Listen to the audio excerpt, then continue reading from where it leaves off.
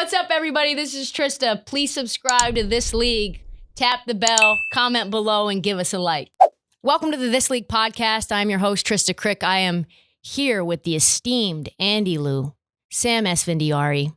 We are talking about one thing and one thing only, and it is the demise of the Golden State Warriors.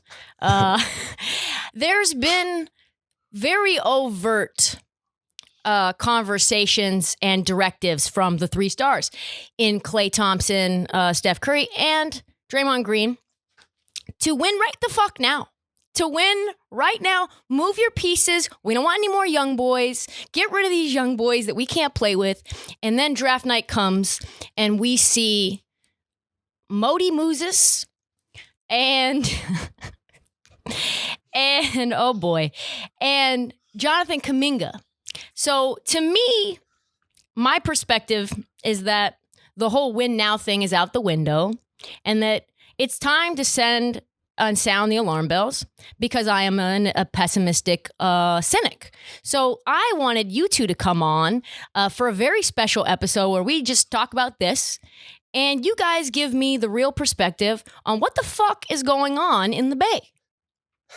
Whoever wants to start can get into it because it feels like to me that since Jerry West left, things have been really going off the rails fast and exposing a lot of incompetence from ownership all the way down. Help me here. Well, so I feel like the Lacob interview was it finally pulling the curtain back at like what people had been seeing for like the last decade, which is it's not just Jerry West, it's Travis Schlenk, Atlanta GM. A lot of people have left the Warriors and the owner has taken a more active role in basketball ops. Talent evaluation as well. Yeah.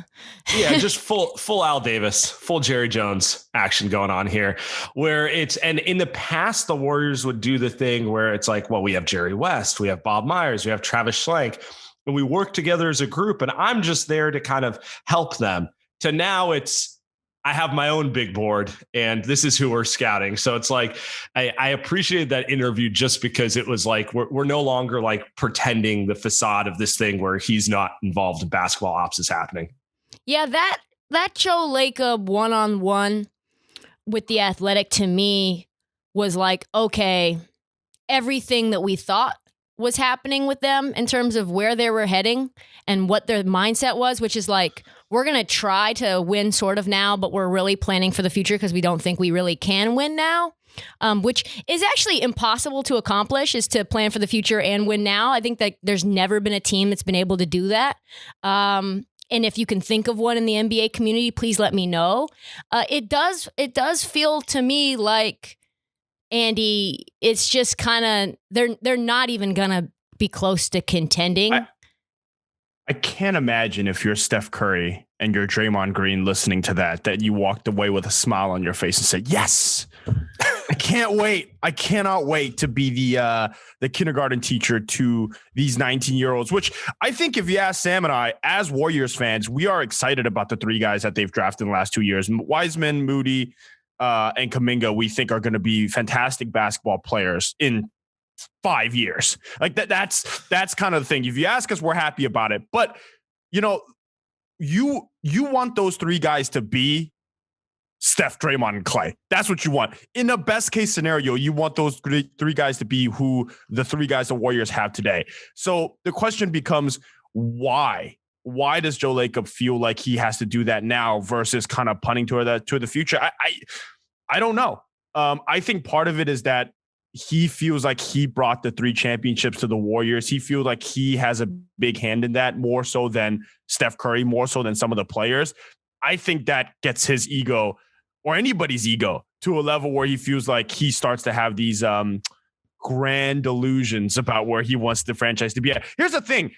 Joe Lacob, as far as I'm concerned, and I tell this to Sam as a joke, but it's not really that jokish anymore. He knows as much basketball as us three right here because he's never played. He's never coached. He's never been in really any situation where he's had to do this in his life. And now we're sitting there and he's telling us that he thinks Jonathan Kuminga should be the pick at 7. Honestly, could be right. I think it probably is. But what does that tell you that he's the guy that's making that decision? Probably not great. The funniest thing to me is that, and I would love to get your perspective on this, is like, how delusional are you when you say no one at all, no one knew what Sam Presti was going to do at 6. Like, everybody was wondering what he was going to be up to. But I personally, me, Joe Lacob, I just had a feeling that they were going to go get Josh Giddey. Doesn't it sound like a Trump press conference? The whole interview. Like nobody knew except for me. Yeah, we love when he said this too. We the Warriors, and how we develop guys and how we look at guys is like, we love wingspans, as you know. I was like, am I reading Donald Trump talk about basketball right now? Like, what the fuck is going on? So I'll provide one counter perspective, and I don't even know if I buy my counter perspective, but what if this is all for show because everyone thinks the Warriors are desperate to make a trade? And they're in kind of that situation the Celtics were in, where like everyone knew they wanted to make a trade and everyone was trying to rip them off. And then, as we know, Danny Ainge never made a trade. And, that kind of went sideways. What if this is Joe Lacob trying to play possum? Control the narrative, act like a crazy person to the point where we're all sitting here going like, I think he's serious. I think he's okay with Steph leaving as long as he gets to develop his guys, so that maybe they don't have to trade 4 bazillion picks to get X player who might help them. To me, it feels like Jerry Reinsdorf is Joe Lacob and Bob Myers is Jerry Krause. And this is now the end of the Chicago Bulls era. They want to run it back, but these guys don't want to run it back. And they're basically saying, leave if you want, because we're starting a new era, and it starts right now. Yeah, I think there's a part of it. Now, I think the difference is that if there is a trade on the table, in terms of a superstar, the Warriors are going to do it. If you tell them that Bradley Beal is on the table, they'll do it. Or Giannis. The problem is that can't just, those guys don't want to go anywhere. Like, Bradley Beal apparently loves losing, so he's just going to stay in Washington, right? Like, he's not going anywhere. Now, the question becomes then, are you willing to trade those picks or Andrew Wiggins for kind of other role players? And I don't think the Warriors are trying to do that. So when you're a contending team, sometimes you have to take those risks and say, we're going to trade the number 14 pick for a vet that's maybe not that great. That's not going to, it's not an all-star, but is like objectively going to help you win basketball games. But what about Pascal Siakam? All I heard was that Pascal Siakam wanted to go to the Bay. And if you're trading those picks for Pascal Siakam and you send Andrew Wiggins back north of the border, like, why doesn't that help you get closer to a championship? See, I think it does. I agree, right? I agree. I think to them, in that scenario, they do Wiggins and like a pick. But here's the thing. They wouldn't do it for Wiseman. Why? Why are they so high on him? His meniscus is... We love wingspan in the Bay, Trysta. Yeah. It's all about... He's treating these guys like they're fucking horses. And it's like, that's not how basketball works. It's not just measurables. Everybody has measurables. Like, Andrew Wiseman, to me, does not have the mindset right now of an elite dog that's going to be a star in this league. Why is he so attached to Andrew Wiggins? I mean, to James Wiseman. Well, you could say for both, to be honest. But. Yeah, I was going to say that kind of works for both, actually. I mean, I personally agree with you. Like, I understand the excitement over a high lottery pick. And like, we all know on draft night, everyone's comp is like X Hall of Famer or Y Hall of Famer, right? Like, everyone's going to be the next David Robinson or Hakeem or whatever. And then you watch them play and you realize there's a reason those guys are Hall of Famers and not everyone is. I don't know. That's like to me, that's the question. They seem so much higher on their assets than anyone else. It feels, I keep going back to it. It feels like the Celtics, where it was like everyone heard about how they, had all these picks to make all these trades and they were going to be a super team as soon as Danny Ainge did it. And like 5 years passes and they don't do anything because they're super obsessed with their own picks and everything the whole way down the line. Yeah. Yeah, that kind of comes back to, and we're not spending this time talking about Alan Smiley-Geach. Nobody knows who Alan Smiley-Geach is outside of the Bay Area, but the Warriors spent 3 years of time, commitment, and resources to try to develop a guy that really, it took you 30 seconds to watch him and realize he wasn't going to ever play in the NBA. And I'm not saying that's James Wiseman, but I think the over-evaluation of the players that you have comes back to Joe Lacob wanted Wiseman. The Lacobs wanted Smiley. And when it comes down to those guys making decisions, they're not just going to say, hey, oh, man, it's going to sunk cost. Let's move it. Or in the Wiseman case, like I would do Wiggin Wiseman and a pick for Pascal Siakam. I don't think that the Warriors are ever going to do that or even come close to doing that because they value their guys a lot higher than really, I think, most teams in the NBA. I just don't know what to say about that. That's very concerning to me. What is going to happen with Steph? Because at this point, he's a very smart human being. Like, I know he's kind of caught between this is going to be all about me. It's going to be the Steph show and the Splash Brothers are back and yada, yada, yada. And that's great for the brand. But like, if he actually wants to win another title, like he's got to know that's not going to happen ever again on this franchise. Yeah. And I think the curious thing is we've heard nothing from him. You notice none of the Warrior core players congratulated like Kuminga or no one. Like I don't know how much you should read into that other than like Steph tends to always like tweet or nicest guy ever, team, right? That type of thing in sports. Yeah. It feels like there's a little bit of a holding pattern. I think I would assume that those Joe Lacob quotes were at best got an eye roll out of like Steph and Draymond, and at worst got like actual anger. And I don't know that they're definitely sitting back and waiting. But if you think like Steph, Draymond, and Clay are going to be cool with like them rolling out last year's roster, but with like different kids, just the same concept. And I think Nick Batum, and then that's exactly. Hey, shout out Nick Batum, though. That's a good player. Yeah, it is. Yeah, it is. I just don't think it gets you. Like, are they in a group chat? Like, did you see this motherfucker Lacob? Like, did you see these fucking quotes? What is this? Draymond does subtweet or I guess sub post on IG story about some of the quotes that Lacob has had in the past. So I can see that happening. Now, I also think part of that kind of conspiracy wise, to Sam's point that Steph hasn't said anything, is that maybe they're talking trade right now with those guys that they drafted. Maybe they couldn't get something done on draft night. Maybe they drafted Kuminga at 7 because that's kind of the guy with the highest upside at 7. If you're a team like, I don't know, if you're any team, right, that says we're going to trade guys, but you're looking at a guy who, maybe you're rebuilding and you need a lot of talent. Wouldn't Kuminga be the guy that you want to trade for at 7? It wouldn't be Franz Wagner. I don't think. So maybe Steph is sitting there and saying, yeah, I'm not going to say, I'm not going to congratulate these guys for being on the team. They might not be on the team in 2 weeks. Maybe the Warriors can still trade those guys. That's a rare scenario, but maybe those guys are still going and getting out of there. So I don't know. But it's definitely not a good sign. Tell me this. Is there a scenario we see a Damian Lillard type, like discontent, not sure what's going to happen? We see he's got 4 years left on his deal, and he's still not, quote unquote, committed to my team long term. He's waiting for the moves that they make and has made it perfectly clear this is not good enough. Is there a scenario that Steph, as good of a guy that he is, does the same thing? He hasn't signed an extension yet. No, this is the last year of his contract. He's not one to talk publicly on those sort of things. He just kind of plays like the good soldier, but it is curious. We've heard nothing from him like this whole time. The only time he spoke was at the golf tournament up in Tahoe. And it was a classic Steph non-answer where he was just like, yeah, a lot of balls in the air. We're obviously going to make moves in free agency, but basically insinuating that, they need to add more talent to the team. So yeah, I'm curious.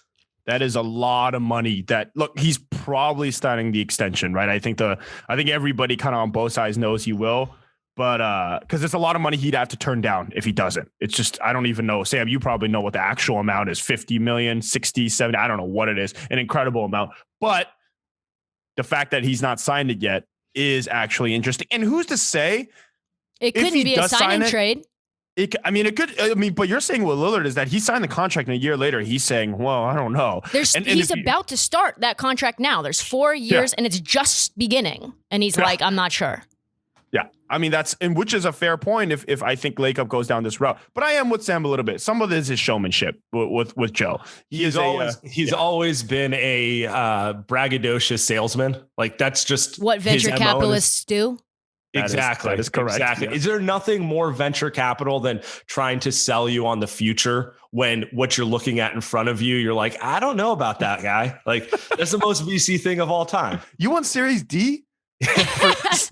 For what? You guys aren't even profitable. Actually, so you could still do that. But yes, point remains. Yeah, the whole concept of a venture capitalist is like, let me sell you on a potential dream that is nowhere close to coming to fruition yet and most likely will not, so that you can give me more time to gather more assets to manifest this into existence. Yeah. A boat's a boat, but the mystery box could be anything. That's where we're going here. Could be another boat. It could be another boat. Like Warriors fans, I mean, you can sell me on Kuminga, Wiseman, and Moody. That's the thing. Like you can actually sell me on that. But the problem is that you've already had a company that IPO'd and has been extremely profitable and now is leaking oil. Like that's the problem, is that you still have a top 20 basketball player of all time. You know what I mean? Sitting there in his prime. I mean, one of the greatest seasons ever for him. And you can't sell me on the future when that happens. It's just not possible. Is it just about the money? I don't know if it's just about the money. I think it's the fear factor that, like, okay, so the dream scenario is they're competitive while the young guys develop and they never have to have we're going to be garbage and win 20 games 4 years in a row scenario, right? Like, I do understand the allure of that. It's like, even if they're not contending for titles, Chase Center's sold out every night because they want to watch Steph Curry. And then theoretically, at some point, Kuminga and Wiseman are stars who are lifting you too, right? It's just the reality of it, which is like, why would Steph Curry sign up for like spending his last years of his prime just like carrying a team to an 8 seed while they spend all their resources developing 19-year-olds? Right. Yeah, he said, Joe Lacob said this, I think that we can contend. If we can't, you should look at Joe Lacob, speaking in the third person, and Bob Myers, and Steph Curry, and Klay Thompson, and Draymond Green, and Andrew Wiggins, and say, you weren't good enough. Shout out, not throwing Steve Kerr under the bus in that accountability circle, but that's okay. We're paying all that money. You need to be good enough. Does Joe Lacob think that there's a 1-to-1 correlation between how much you pay someone and the production that they're going to give you? I mean, he is a VC guy, right? Well, I guess so. I mean, here's one thing I will say. They do have the highest payroll in the NBA. The question should be, why do they have the highest payroll in the NBA with this roster, right? Like, what are we getting for this highest payroll, right? You know? What are we getting with Andrew Wiggins here? What it's not a correlation to what's on the court. So to me, Andrew Wiggins, that was funny insertion. I'm not sure why that. Such a funny thing. To me, it all started when they wanted to get something back for losing Kevin Durant, and they didn't want to get nothing back, so they took D'Lo on a long deal, and then it all just kind of spiraled from there. Now you have to trade his bad contract for another bad contract, so you're just playing like whack-a-mole with terrible contracts. Is like, do everything that you can to get rid of them. Bob Myers said this, things are happening. This is pre-draft, which we probably should have been concerned about right then. Things are happening really fast right now. You used to have a 3 to 4 year window. We had that. That's not the case anymore. And now we have to think about the future. Wow, I didn't even actually know those quotes are out there. Oh, Sam, we got to use those because that is, wow, that is, now it's all about tempering expectations to me. I mean, this feels, they are experts at that. Yes. Yeah. This, to me, it's like, you either take them at their face value or you think they're playing some sort of like 4D chess. Yeah. Where they're just trying to make everyone believe that that's what they want to do. I don't know. I don't know where I land on it. I go back and forth. It really depends on you guys are very much, I feel like you guys are, I don't know. I don't know if diluted is the right word. You're just like so far into the bay. You want to believe that something's happening, but I don't think anything's happening, guys. I think this entire next season is going to be us just railing on the Warriors and how they're like, if they are 500 at the trade deadline, what happens? Wow. I was just going to say, I will, if I were a person that believes in the front office, I would say wait until the trade deadline for something to happen, because you're right. If they are 500, let's look at last season, right? They didn't use the disabled player exception, which they had for, I believe, $9 million. They never used that. They never picked up anybody else. They ran with an 8-man rotation down for 20 for ridiculous. Yeah. They could have picked up anyone: Austin Rivers, Dwayne Dedman, anybody, me, Sam, you. Just anybody they could have picked up. They never did it. They just went with 8 guys. And that showed you that they were saying, yeah, we kind of don't care about the season. Yeah, we can make the playoffs, but at the end of the day, we're not going to win the championship, so we're going to punt. Now, if they do that this season and you see that again at the trade deadline, 1, I would be actually shocked, right? 2, if I were Steph, I would I mean, it's deuces, right? It's like, I'm out of here. I would think very, very hard. Yeah. If they told you again that, yeah, we're kind of a second round team right now, we're not really going to try to get better with kind of the pieces that we have, I would be, you don't just punt because you think you're not going to win a championship. Like we saw Phoenix Suns in the NBA Finals.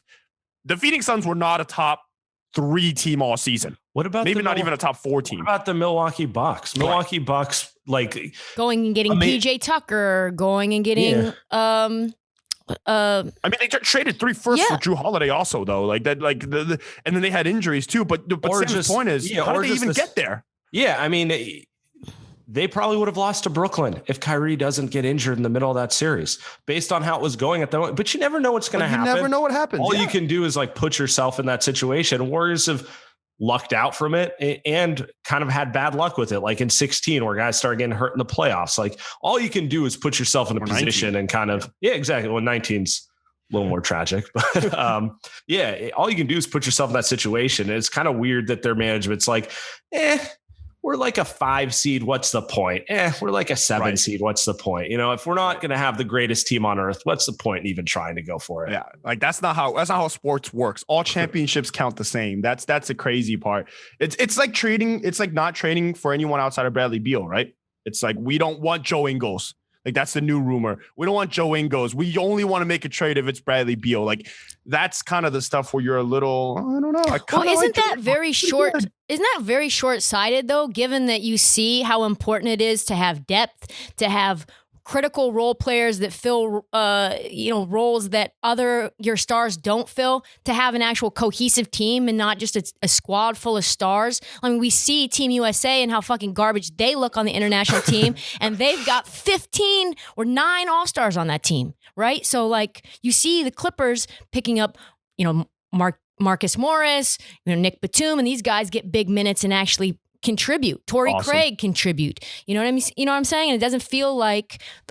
Listen, I'm in panic mode for you guys. I don't feel the level of urgency from you, and it's starting to make me concerned that I'm crazy. Don't worry. Signing Nicholas Batum back in the finals. Everything's good.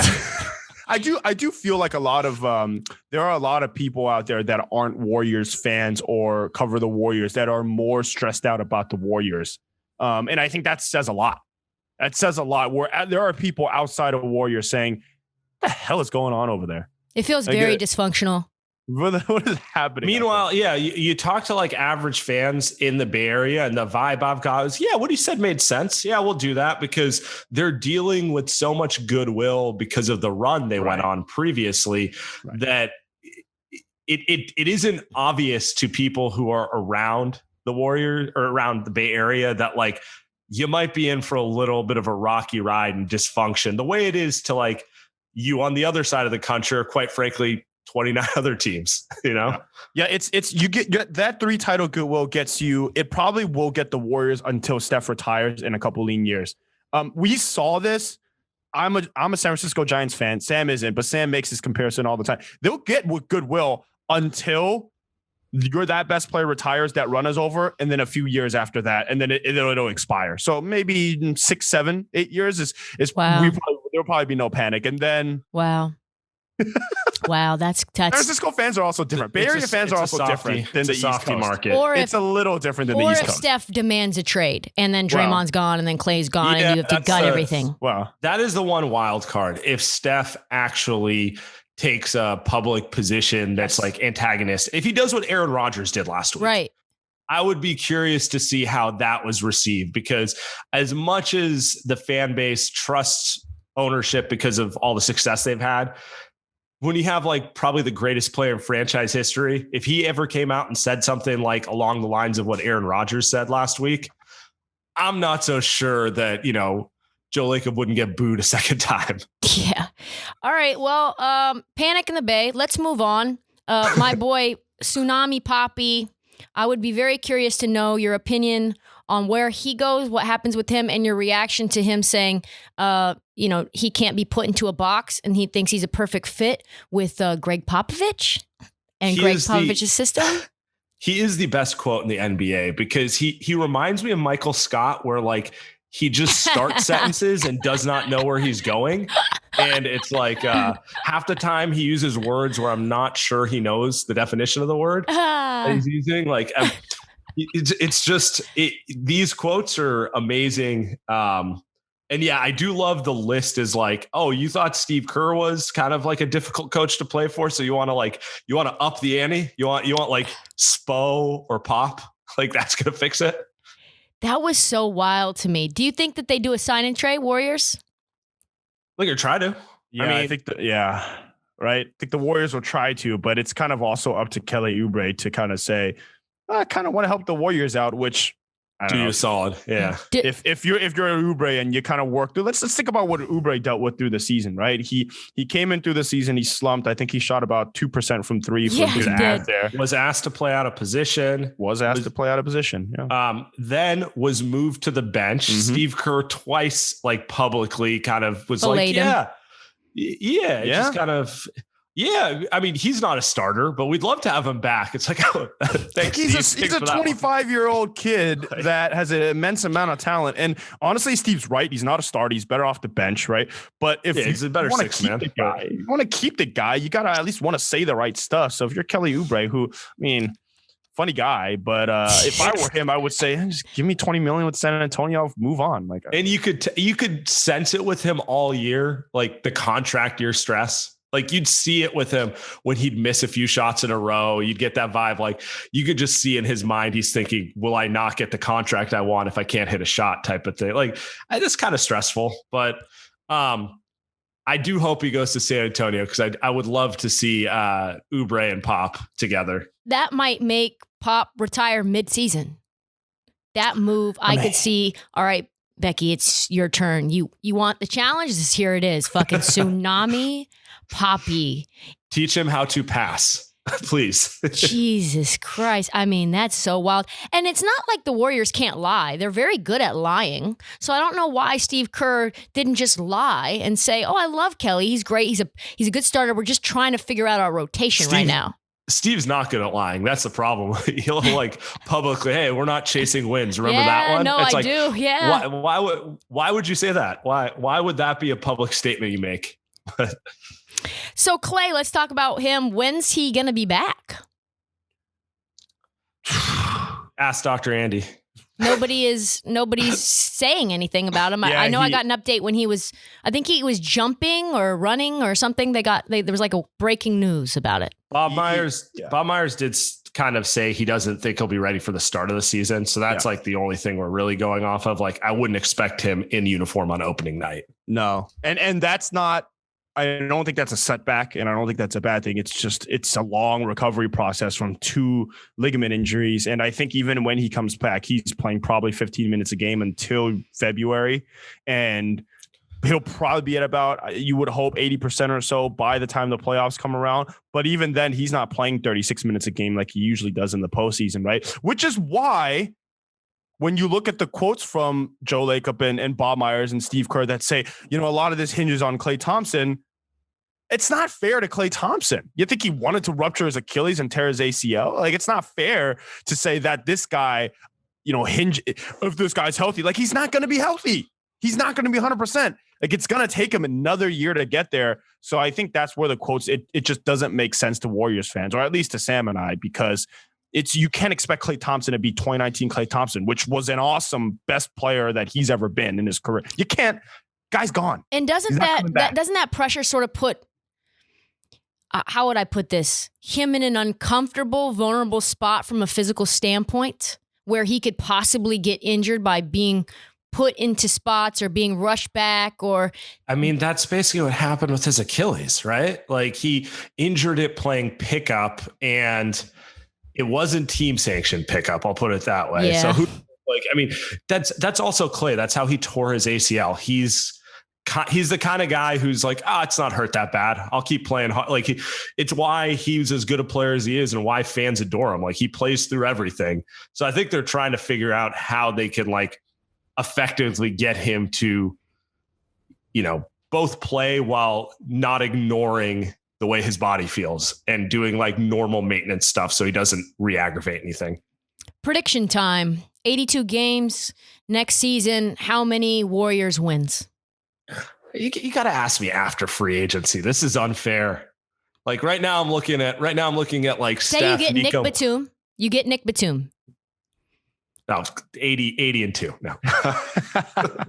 I'm going 48. I think they win 48. If because I do think Nick Batum actually signs with the Warriors. I do think Andre Iguodala does come back, and I do think there is a move that they do end up making for a veteran. Look, I'm eating I've given Joe Series D, Series E, whatever he wants. Whatever he wants, I'm giving it to him. I think they win 48. Six seed first round exit. No, I think Andy's really just completely filleting him, and then at the end of it, he's like, "All right, here's the check. Here's what Joe gave me $2,000 this morning. Here's what I'm going with." No, I think that they end up being a kind of because if you look at the Western Conference, who's in front of the Warriors? Oh my God! Like 6-7 teams based on but they're a mess. Like, I'm assuming kind of like best case scenario for the Warriors here, right? I'm assuming Klay comes back and he's ready to play 20 minutes at some point here at the end of the season. Nick Batum's on the team. They get a couple other vet guys. Oh my God, this is so bad. Pick. Yeah, here we go. Here's my final part. Kawhi's out for the season. Jamal Murray's out for half the season. He's out for the whole year. Yeah. Even worse, a whole year. Yeah. Right. So those are two top teams. The Phoenix Suns, I think they're kind of a fluke. And then you got the Lakers. God. Russell Westbrook. What are we doing there, guys? Come on. What are we doing there? I could be the best three-point shooter on that team. Mavs, they're solid. But who's they're on the Mavs roster? They're also not a real postseason. Other than Luki. Right? I mean, you're not a real postseason team either. Right, this it's moment. The Warriors, the this Mavs, is so and the bad. Top three teams in the West. The Blazers might be gone. Oh they might God. be gone from that team. Yep. My short answer before we see the end of free agency is they're in that mix where Portland and Dallas is, where you're not sure if they're contenders or not. They're just, somewhere between 42 and 52 wins, somewhere in that range, which is like, probably better than anyone else. It's infuriating to watch one great player drag you to kind of not being a contender, but also not bottoming out ever. Yeah, that's kind of where they're sitting. That's 30 years of being a Portland Trailblazer fan, never really fully committing to the destruction in a lottery pick. So, I mean, good luck with that. Lastly, before I let you run, tell me what it's like to see Kevin Durant publicly destroy you on Twitter, Andy. Please, give me through the run of the emotions of that. I did. Before I sent the tweet, I did. Can I read the tweet really fast? Yes, I'm going to read the tweet. Yeah. Because people want to know. You made that up, fam, out of thin air. So someone says, dudes from the Bay, it'll be slightly than KD treatment. That was in reference to Dame, right? Yes, correct. Yeah. All right. So I think people were wanting to know how Dame would be treated if he went to the Warriors. And Andy quote tweeted that and said, ? The treatment is not from Warriors fans, LOL. It's from the media. KD is a different story. He had it in his head. Golden State fans had it out for him. ... Still to this day, SMH. And then KD quickly responded to that tweet and said, you made this up, fam. ... Like out of thin air. And then you responded to that tweet by saying, very funny, my bad, Steve Kerr took my phone, ! Run me through the emotions of that. I didn't actually want to send the tweet out because I knew the response that it would get, not thinking it would actually be from KD. So I sent it to Sam and say, I don't know, should I send this out? Sam didn't respond, probably actually working. So I said, screw it. I'm in a good mood. It's a Friday afternoon. So I shoot it out. KD responds and I go, God, I wasn't mad that he responded. I just was annoyed that my mentions were going to be in hell for 24 hours. That was my concern. The funny part of it is KD just says stuff off the record, on the record, via DMs, on podcasts. He will just say stuff, and then 2 days later, he will just totally contradict himself. And I think that's the best part of Kevin Durant these last few years, is that I think KD just doesn't care what people think anymore. KD wasn't mad at me. I think KD just saw my tweet, and he just said, yeah, I'm just going to say this guy's making stuff up because this tweet just doesn't make any sense to me. The crazy part is he spends so much time ever since he's not been a Warrior, whining about how he was treated as a Warrior and Steph, that it's ironic that he's mad at me for that tweet. So I think it's funny. I think KD is the best social media person that we've got in the NBA. And then he spends 3 hours time on Twitter Spaces arguing with people with 30 followers. There is no other person like Kevin Durant. And my range of emotions is that I was slightly annoyed, and then I became very happy knowing that Kevin Durant, he's just like us three. He is just like us. He is the best. See, Just if it was me, my heart, because I go through this at work all the time where, you get thrown into controversy and you're like, oh man, what's this about to be? And you just feel that tightness in your chest. You didn't feel any of that. No, I spent a lot of time covering KD, and we were in the locker room together a little bit. We weren't friends. He wasn't like, hey, Andy, what's up? He wasn't dapping me up. Obviously. But he, yeah, obviously not. But I think I used to be a lot more professional back in the day. So I think he kind of looked at my tweets and was, it's Andy again. No, I wasn't too concerned because I don't think there's any OO that KD has for anyone. I think what's interesting is I think sometimes you see the stuff that Dame says and it feels like, oh, he seems like he's taking that kind of personal when he's on social media. To me, KD, I think, is trolling. He's trolling as much as I'm trolling. That's how I'll end it. He's trolling as much as I'm trolling. And I think as a person that trolls, I got to appreciate that. I got to give it up to him. It makes me happy. You got beat at your own game. Got beat at your own game. You got to respect it. It's like it's like how KD out super team LeBron. Just got to respect it, man. Yeah, you got to tip your cap, which LeBron has to do at some point here. But yeah. My prediction is 38 wins for the Warriors. Oh, come on. You'll decide to punt at the deadline. Nothing will happen. We will be back though. We will definitely have talks again because I promise you right now it is August 2nd. Yep. Free agency day. And nothing I think of note will happen for the Warriors in the near future. So it's going to be panic mode, in my opinion, for the rest of the season and probably into the next season after that. You might be a lottery team again. Fuck it. Who knows? But we will definitely. Super team of 19-year-olds. Yeah. Let's go. Just a bunch of guys with wingspans. We love them, as you know. So I'm going to have you guys back. We'll be talking about the Warriors all season. I appreciate you guys finding the time early, squirrely on a Monday morning on the West Coast. That's all the time that we have for the This League podcast interview with Andy Liu, Shohei Ohtani Stan account, Sam Esfandiari. You can find them. They also are the hosts of the Light Years podcast on Spotify, on Blue Wire Pods, on Apple Podcasts. They also have a TikTok account. So they're that was created this morning. They're literally just getting into the young kid game. So follow them on that. Thank you guys for joining me. We'll talk more on the DMs.